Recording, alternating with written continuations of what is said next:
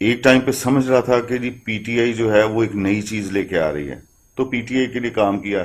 جب نظر آیا کہ یہ تو پرانوں سے بھی بدتر ہیں تو سائڈ پہ ہمیں نہ انٹرنیشنلی کوئی منہ لگا رہا ہے، ہمارے پہ قرضوں کا اتنا بڑا بوجھ چڑھ چکا ہوا ہے.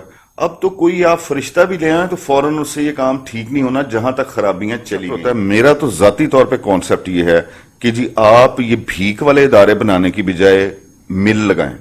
ایک مل جو ہوتی ہے وہ 200-500 بندوں کو روزگار دیتی ہے. شروع میں انہوں نے یہ سمجھ رہے تھے اور ان کے سپورٹر کہ ہم بھینسیں بیچ دیں گے، وزیر اعظم کی گاڑیاں بیچ دیں گے اور ہم پتہ نہیں کیا ہو جائے گا. کیا ہو گیا؟ آپ نے بیچ لی. آپ کی سویلین حکومت سے انڈیا بات کرے گا، وہ بے نظیر سے بھی کرتا تھا، وہ نواز شریف سے بھی کرتا تھا. پاکستان کے مسئلوں کا حل یہی ہے کہ انڈیا پاکستان میں کہا تھا جی بجلی اگر فلاں پیسہ اگر زیادہ آپ کو ملے یا اتنا آپ کا بل آئے آپ بل کو جلا دو. تو سر ہم نے 3 سال میں اتنی ترقی کر لی ہے.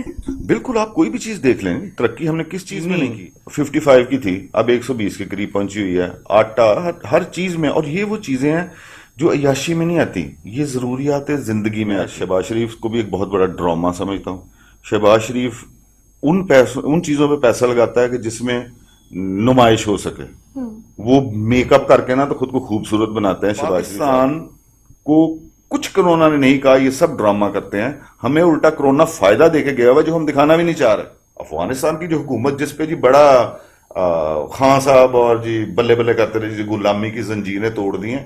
غلامی کی زنجیریں یہ ہوتی ہیں الیکشن لڑ کے آ جائیں. خان صاحب کو کیا اچھا لگتا ہے خود خان صاحب کو بھی نہیں پتا. ان کا ایک دن کوئی بیان ہوتا ہے، ایک دن کوئی بیان ہوتا ہے. یہ ابھی پرسوں انہوں نے، وہ اب ان کو اس لیے پڑھ رہا ہے کیونکہ منہ سے بات کہی ہوئی تھی. خان صاحب نے موسٹلی چیزیں خود کہہ کہہ کے ان کا تماشا بنوایا. پاکستان کے یہ مسائل ہیں ہی نہیں ہیں. گورنر ہاؤس، صدر ہاؤس اور وزیر اعظم ہاؤس. خان صاحب نالائق ضرور ہیں لیکن میں یہ نہیں کہتا کہ خان صاحب ملک دشمن ہے.